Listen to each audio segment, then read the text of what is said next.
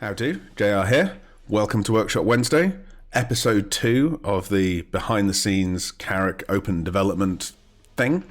We've been working on the turrets this week, and the turrets have been really interesting. They're the first 1 to 500 turrets we've done on a production model.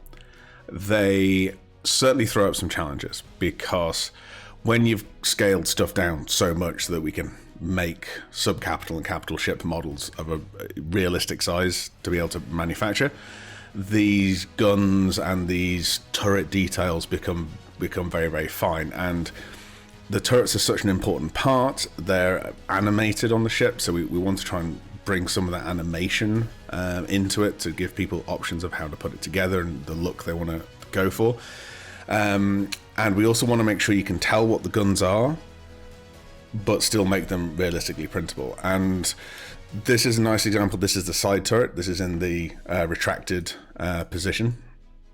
What we're going to have is, so you can put it in retracted, and I'll just turn those off and put those on, or deployed.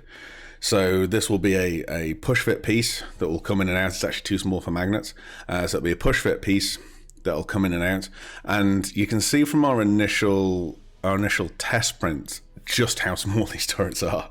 The ship itself is quite big. It's a 10-inch model, but the turrets are tiny because of how big the ship is and how the scale works. They kind of look like TIE fighters. I think the side turrets. I never really spotted that until we sort of modeled them individually.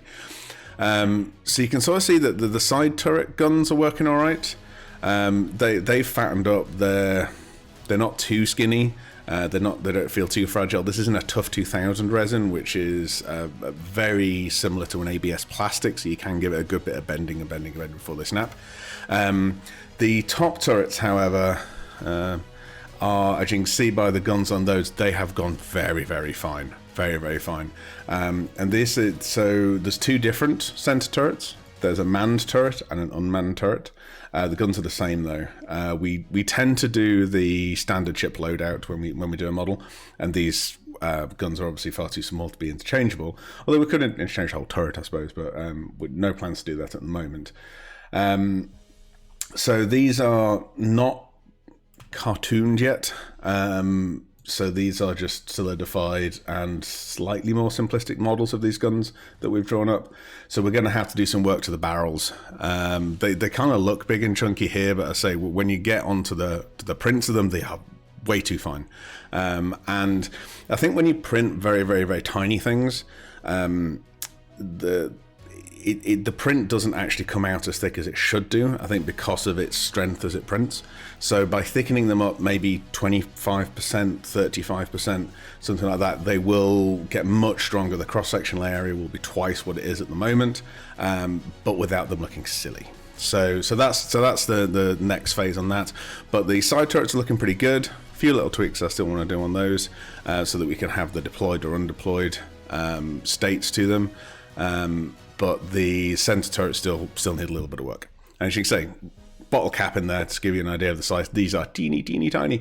We are trying to do a push fit one, a pin on this that I'm trying at the moment, just so that they still rotate, but they're not going to fall out the bottom. Because obviously there's turret on the bottom, turret on the top. We want them to free spin, so that you can sort of position them and position them for dioramas and things. So that's where we are. That's how we're getting on. Coming on well. Once these turrets are done, there's a lot of work in these little pieces, but once they're done, we'll get back to the rest of the ship, and then we'll move on to the wings, and it'll start coming together real quick. So see you next time. Ta-da!